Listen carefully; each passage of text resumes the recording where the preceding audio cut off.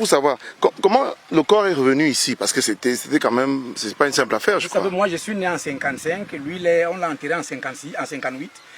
3 ans, donc disons 3 ans, je suis né en septembre, le mois il est mort.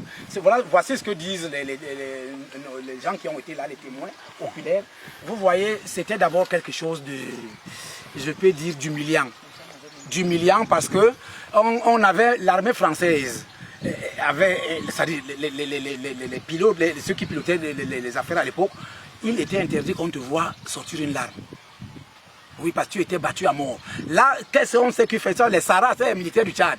Parce qu'au Cameroun, il y avait des militaires congolais, mais les militaires congolais connaissaient le phénomène de l'indépendance, parce qu'ils avaient connu chez eux. Ils ne nous tuaient jamais. Les Congolais n'avaient jamais tiré sur un indépendantiste camerounais. Mais les Sahara, là, les balafrés, là, ça ne leur disait rien, ils tiraient. Donc, l'armée française avait interdit. Un monsieur qui vit encore, je crois que on va encore se voir si je pourrais mettre sur lui. Il m'a dit il avait entre 14 et 16 ans. Il était, voilà l'école protestante qui était là. Il savait là en bas comme vous voyez. Je crois à plus de 8 mètres, c'est des tonnes de ciment. C'est-à-dire au moins 7 à 8 tonnes de ciment sont sur lui. C'est-à-dire ça. C'est-à-dire ils ont d'abord mis une dalle, une épaisseur en bas. Il est là et on l'entoure avec énormément de ciment que bon. C'est les Français qui l'ont mis là. Oui, c'est les Français. C'est eux qui ont choisi cet endroit. Oui, oui, parce qu'il était protestant. Il y a son alter ego, son secteur particulier, Yimbak. Il a un fils là, Yimbo, comme ça, très bouillant. Lui, comme il était catholique, il est au cimetière des catholiques.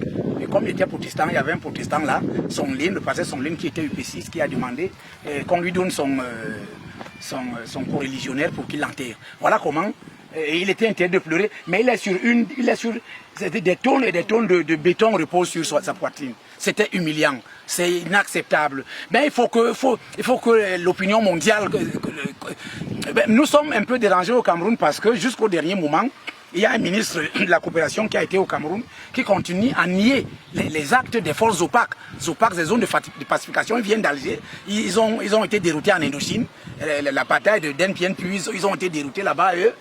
Avec toute la brutalité, il a été enterré comme le Christ dans toute l'humiliation. Le corps a d'abord été exposé, c'est ça, non? Exposé, pourri à la limite. Sur une natte.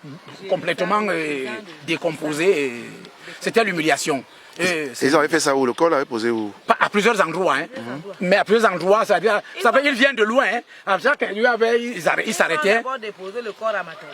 Voilà, un peu partout, là, un peu partout, pour l'exhiber. On te disait que c'est Oumniobé. Oui. Il fallait seulement dire oui. Oui. Si tu dis non, on te tape. Tu étais, ou bien tu risquais même la mort. Oui. Tu risquais même la mort. Ils sont venus déposer encore le corps. On l'a humilié. Après, on a amené ici, à l'EPC. C'était sur une natte. On a même des photos, c'est parce que... Oui, nous avons ces photos. On peut aller vous les remettre prochainement. Oui, on a les photos de son corps comme ça sur la natte. Sur une natte. Oui.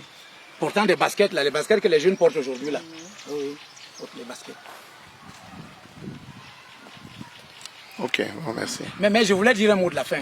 Il ne faut pas que, parce que là, si ce reportage peut être écouté par des jeunes, nous, de tout ce qu'ils ont fait, nous nous sommes élevés, parce que c'était sa doctrine. Vous savez, c'était l'ami de Nehru en Inde.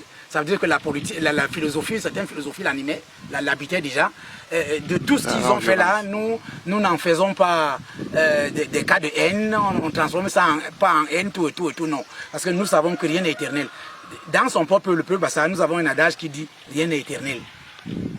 Comme rien n'est éternel, tout se transforme toujours. Nous ne voulons pas laisser aux jeunes quelque chose de douloureux. Mais il faut qu'ils connaissent l'histoire. Mais de cette histoire, qu'ils en fassent quelque chose, qu'ils fabriquent un nouveau monde.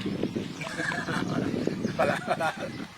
Les fleurs qui ont séché ici, ce sont les fleurs déposées par sa veuve. Oui. Le 13 septembre Voilà, 2000. sa propre femme, Madame Mata. Elle est là encore. Oui. Elle est à Boumiebil. Elle est à Boumiebil. Donc elle était ici, c'est elle qui avait déposé ça. Oui. Les fleurs naturelles qui ont séché là.